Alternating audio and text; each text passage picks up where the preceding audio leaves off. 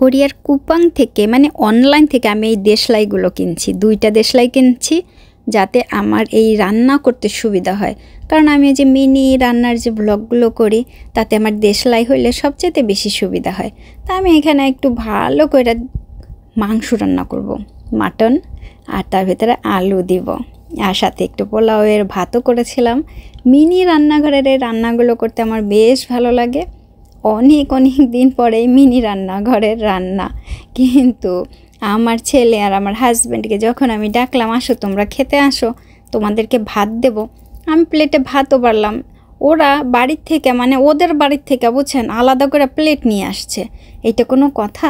আমি কত সুন্দর করে ভাত বাড়ছি দেখেন, শশাও দিছি ভাতের পাশে।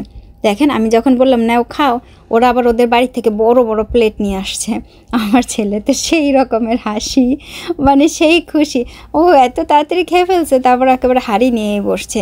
এগুলো কোরিয়ার ছোট ছোট মিনি মাটির হাঁড়ি।